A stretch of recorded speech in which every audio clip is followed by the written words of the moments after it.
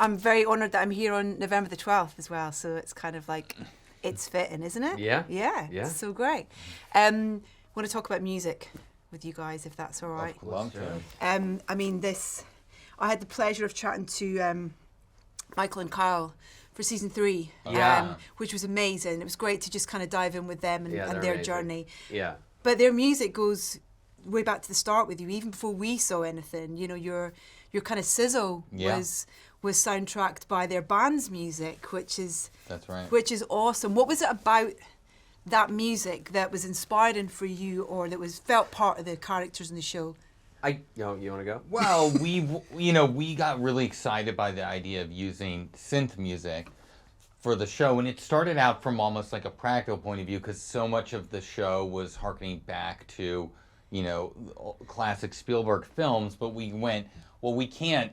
Whoever we get, we're not going to be able to top John Williams, and it's always going to feel like we're just aping John Williams, and it's going to feel second run. And so then we started thinking about John Carpenter and going synth. And when we were making that sizzle reel, we tried some, I think it was from The Fog, over shots from E.T. And suddenly it just completely changed the tone of E.T.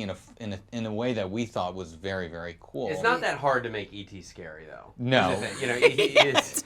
But any level of horror music over E.T. turns it into a horror film. But especially John Carpenter synth over, it was cool. Spooky, foggy shots of a shed and Elliot looking out. It was, we were like, I think we're onto something here. So as we continued working on that sizzle, what we needed, what John Carpenter didn't give us, which was the initial concept, but he didn't have anything that had a big climactic build to it for the end of our trailer. And so we started looking at synth composers, modern synth composers, and it's actually a pretty small group of them. Yeah. There's not a ton.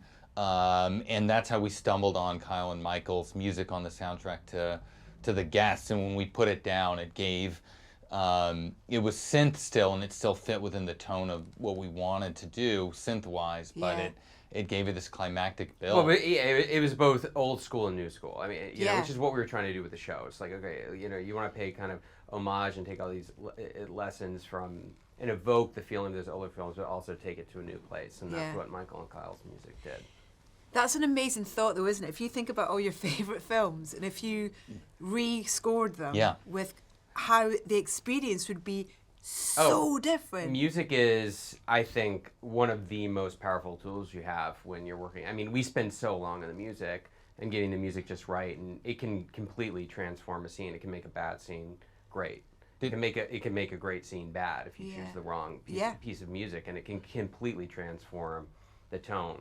I watched this documentary on John Williams. Did you see that? It's good. The recent one. Yeah, the recent one. Beautiful, but it was interesting how he was talking about however Spielberg temped Jaws, and it was much more like a straight horror film, and John Williams saw it as an adventure film, and it completely changed that film. Yeah, absolutely. And I don't know, thinking back now, to where we are with this final season of this show that is just adored by so many. And I've just had the luxury of re-watching the entire thing with my 12-year-old. Oh, excellent. Who is obsessed. I had to leave the house extra early this morning, or he was literally going to attach himself to me to come and meet you guys. So Spike says hi. Spike says hi. You've inspired a very... I love his name is Spike. Yeah. But it's and the way that it's still inspiring people and catching on to people that maybe were too young when it first was released and stuff.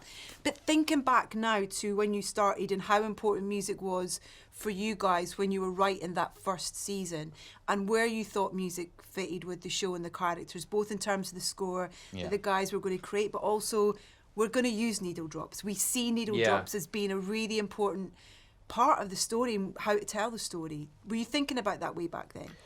We didn't realize that needle drops that was going to be as important, or that the show would be as known for those as it was. Because Ross and I mean, to be honest, when we were growing up, we mostly listened to movie soundtracks. Yeah. So if you quiz us on movie soundtracks, we're much more knowledgeable on that front. But no, we knew, a lot of those needle drops were written into the scripts. Like, obviously we knew the Clash was going to play an important part of the narrative. Joy Division was written to the show, so a lot of that was written into the narrative, and I think that's something that we try to do with it. We don't want to just put in a song for fun. We want it to.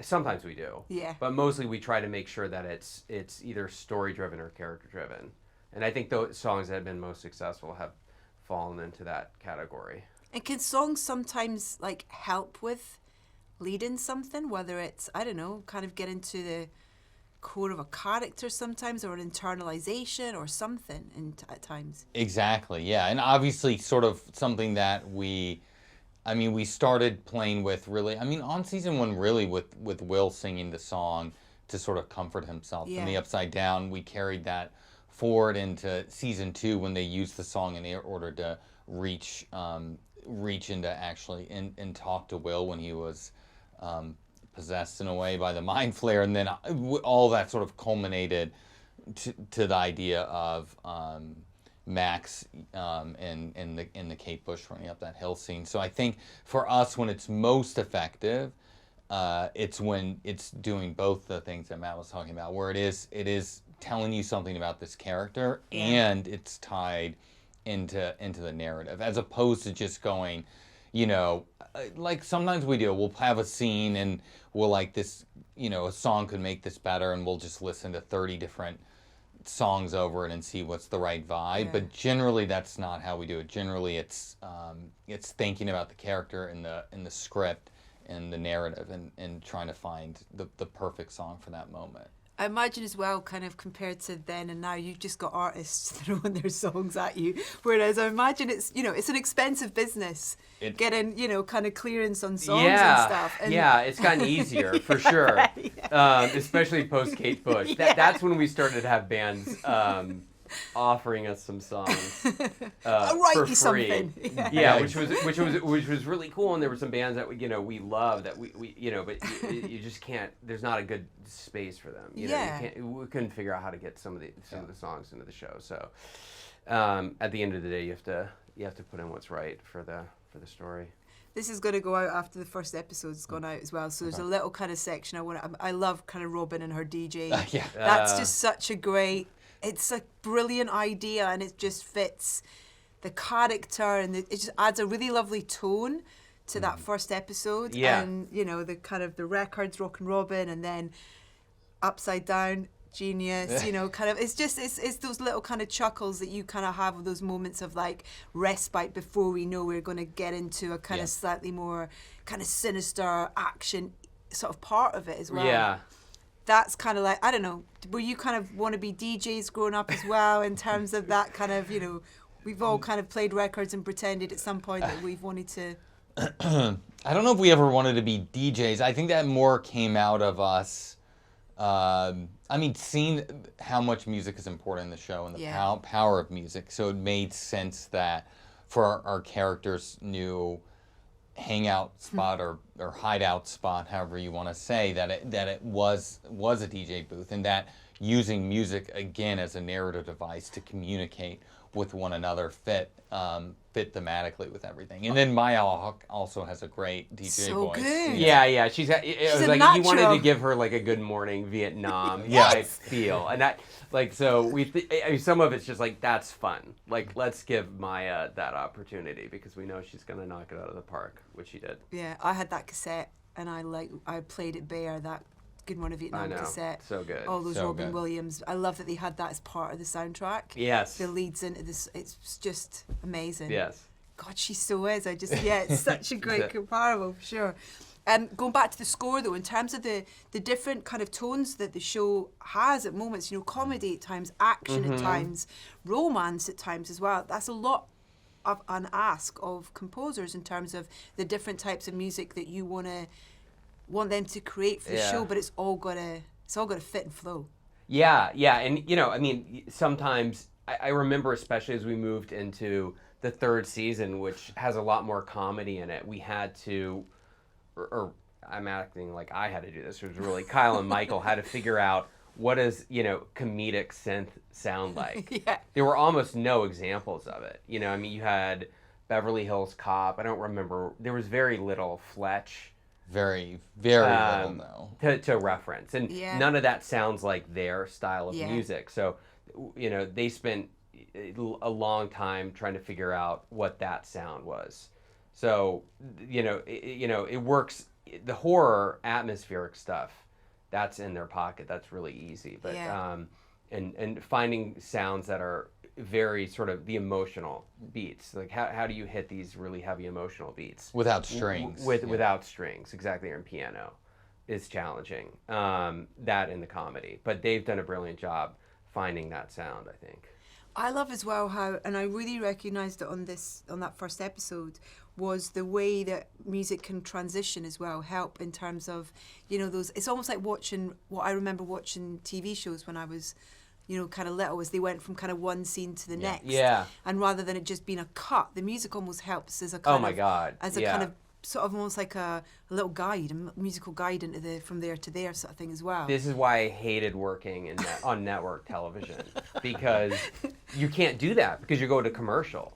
So not always, but often you go to commercial, and we like using the music to transition from one scene to the next. That's why our show doesn't works super well in the ad-supported. I don't know if we're supposed to say that. I think it works great. It's better to pay for the full Netflix package, so you get that nice flow. You don't miss out on any of those beautiful musical transitions. Yeah, exactly. You're losing out on it. Don't do it. But I think what we've also been having, fun with, especially as we get into the later episodes of this season, maybe it's just on my mind because we're working on the final episode right now, is having not just music to guide over, but have like music that just carries from one scene to the next. Because when we have, especially in the later episodes, we have a lot of storylines going on, and it can be jarring, or music can kind of just make it all flow together as one. Chris Nolan's really good at that, where there's just a propulsion to it that allows you to do something that's pretty complicated in terms of cross-cutting, in terms of the amount of narratives going on, and it makes it all feel like a cohesive whole. I would say I think when we're editing, at least 50% of our time is spent on music, at least. Not that's as important as how the scenes edit together. I mean, the two really play hand in hand, and I think it's absolutely essential. I'm kind of slightly blown away by the fact that you just said that you're working on the final episode right now. I'm like, what are you doing here? What are we doing? What are we doing? Well, first of all, we have till New Year's Eve. So, like, Ross and I are definitely... But you've got Christmas in between. Yeah, exactly. No, we're almost done. We just have to do a little bit of sound, a little bit of color, and a little bit of visual effects. And music. We still have some cues. Music. Kyle Michael still have a few cues that they owe us. 2 hours long. So that's a lot of music. So the guys have to even, it helps that there are two of them. Yeah. But it's a lot of music that they have to write. It's almost wall to wall too. So I don't know how much music, and it's probably at least an hour and a half worth of it. So that's a lot. That's a lot to compose. Luckily though, it's not all. I mean, one of the fun things we've found about this season is we're trying to pull from all the other seasons. So there's a lot of cues from season 1. So I don't know how many hours. They'll know how many hours they've composed, but it's obscene. It's obscene. How does it feel? Like, you're working on that final episode. This has been such a huge part of your life, and the response that it has had around the world, and the idea that you're kind of putting it to bed. Yeah, I mean, I don't know, we were just not there yet. Talking to the cast last night, and we're kind of all in the same spot where we're not really dealing with it emotionally.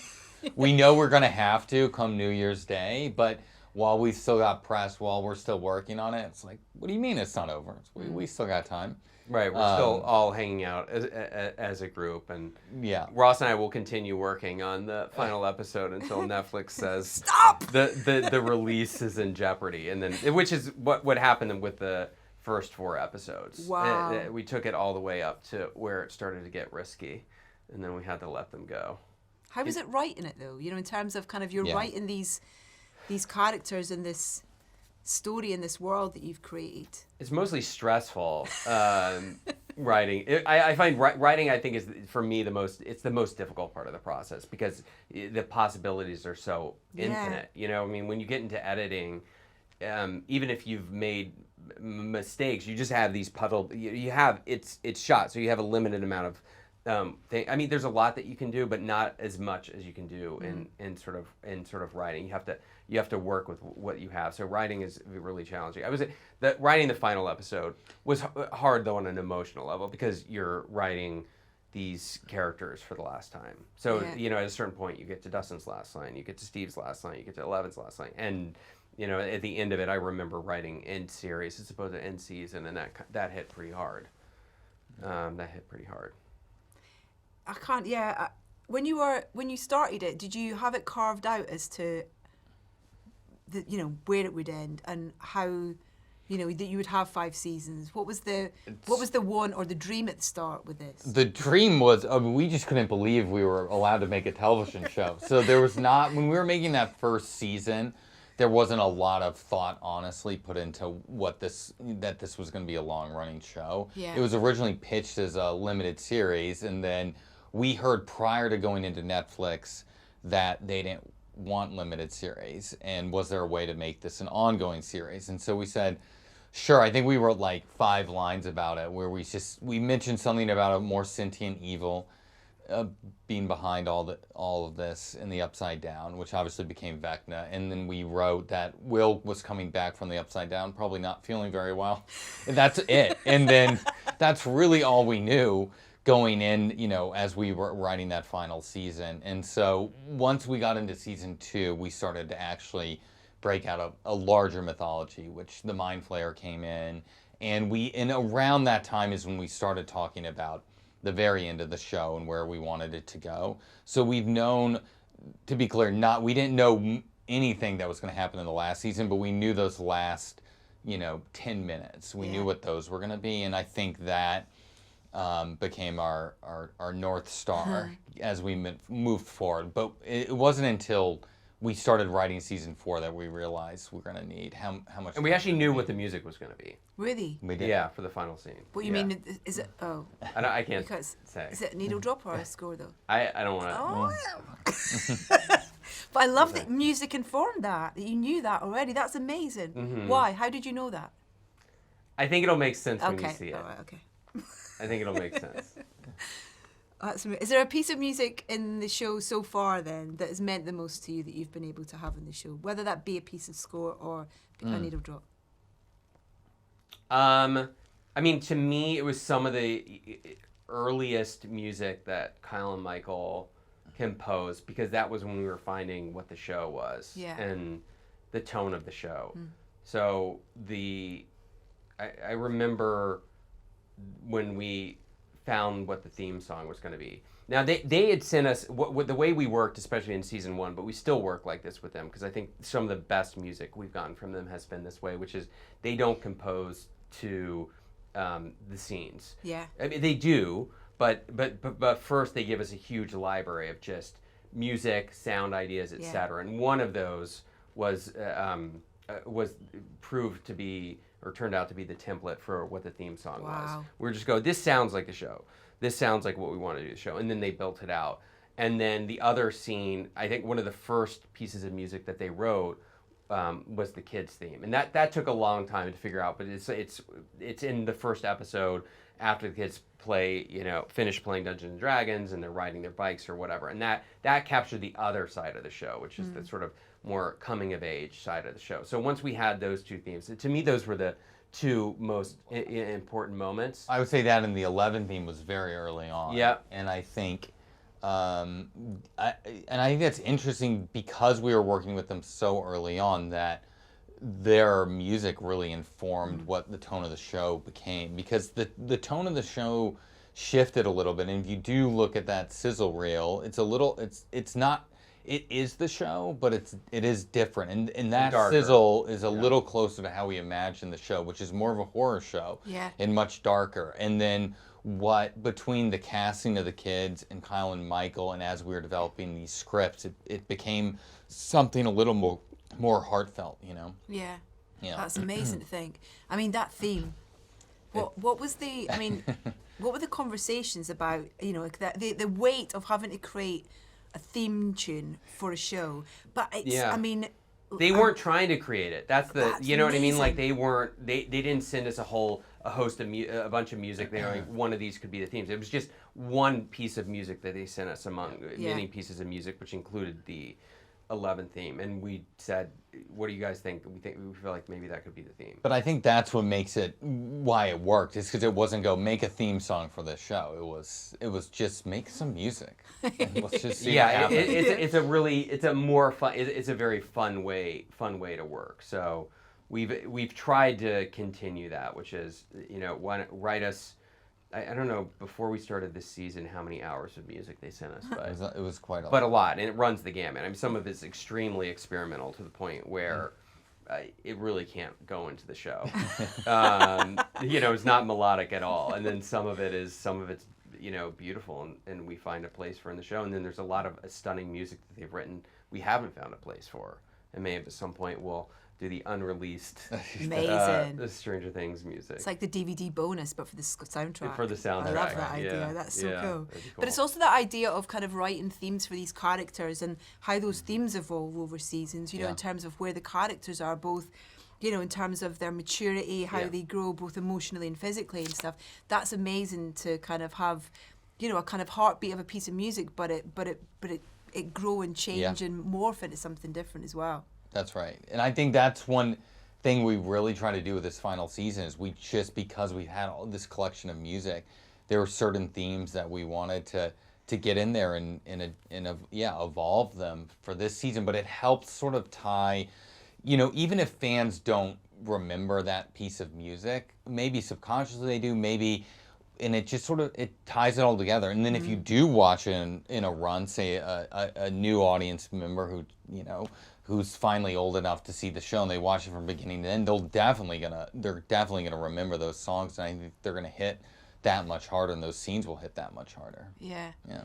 How's it been throughout this process of collaborating with people, in terms of having different directors come in to kind of to work on the show, but you guys are the backbone to this and been through the whole thing, but kind of collaborating and handing things over, and I get that's part of the process, isn't it? Yeah.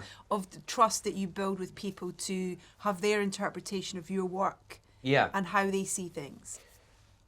It's been a really positive experience for us. I mean, initially we were going to direct all the episodes, and then, if you can believe it, Ross and I fell behind on the writing, and then so Sean, who was just a producer, Sean Levy, who was just a producer at the time, our producer, volunteered to come in, save our butts, and direct 2 episodes, and it turned out so well that from then on out we thought, let's have directors, because it allows Ross and I more time to write. And I mean, we've been very careful about who we bring in, but it's always been a very positive experience. And sometimes they bring something to it that is surprising and changes the show. I think the more we've worked on the show, the more we sort of embraced collaboration, not just with the directors, but with the actors and with the crew, because everybody, it's such an enormous undertaking, this show, that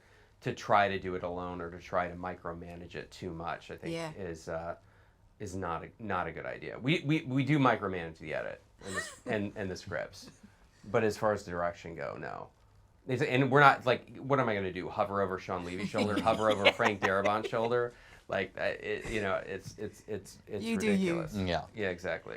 But was it did you have a really clear idea of the whole world that you were creating? In terms of, we see this amazing iconic set behind you to the creature creations and all that. When you were thinking about and starting to write this world, were you very clear about how you wanted it to look? And do you still get a kick of kind of when you see that on the screen and you see what you've created? Yeah, I mean, mostly it was about picking the right people. I think we had a sense of what we wanted Hawkins to feel like, but it wasn't until we were meeting with various production designers, and then Chris Trujillo, who I had known for years, and he had only done small indie projects, but he kept begging, because I had dinner with him even prior to Matt and I writing this script, and I just gave him a rough pitch of what I was working on, he said, I have to do that. So when Netflix spotted it, he kept bugging me. I was like, you can pitch on. I was like, they'll never let us hire this guy. And then, but his lookbook, he just put a lookbook together. And I was like, when you see it, you know. And he could articulate and visualize it so much better than us. And somehow, Netflix let us do some crazy things back then. I mean, but like hiring Kyle and Michael, who had never composed anything before. They were selling used synthesizers. Yes. To be clear, like that, they weren't. You don't really make money as a synth musician. Yeah. Into hiring Chris, who had only done indie films. I mean, again, Matt and I had no experience, so I'm not sure what was going on, but they let us do it, and I think that's more our goal. It's like, even if we can't perfectly articulate it or articulate what we want the show to look like, we do know in our heads what it is, and when we see it, we go yes. But I think that I would say though the vision that Chris had was different, probably, that was in our heads. I mean, we're not production designers, so I think, and then the ideas he had, I remember it was very grounded. I thought, I think a lot of the ideas that we were getting it was a little bit more sort of kitschy, and I thought that he was pitching this kind of wallpaper and wood paneled walls and that kind of thing, and banana crocheted. Yeah, exactly. Yeah. So this was his idea, and I think taking this sort of extraordinary story in terms of dealing with the supernatural and mixing it with what is a very realistic, grounded take on what the 80s looked like, I think was really good. Well, that's it, because that's, I think, like part of the connection, isn't it? That you recognize that environment. It feels grounded. It feels real. Yeah. It's not a memory. It is feel very realistic to what the 80s is and was, and it's not always the prettiest, but it feels very real. It feels very lived in.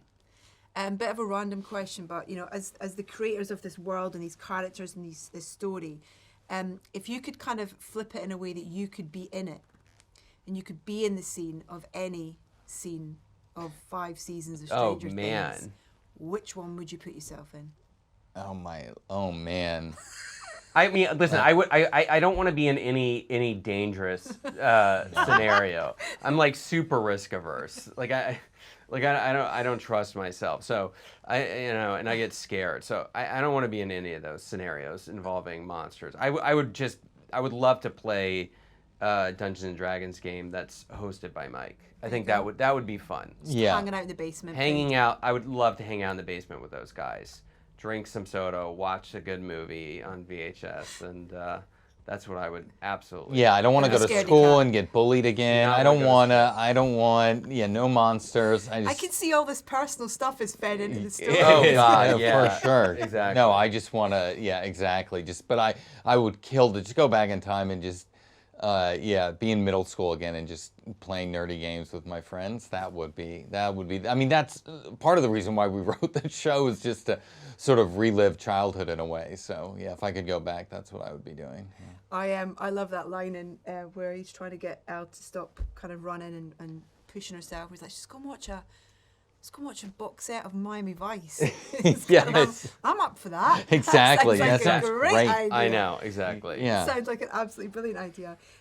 Listen, huge congratulations and thank you for what you've created, because it's on a personal level it's been amazing, but also to have this thing with my 12-year-old to experience together, it's been absolutely great. You've sparked his imagination. So awesome. That's so great to hear. Thanks so much. Nice to chat. That was so fun. Thank you. Yeah, thank you.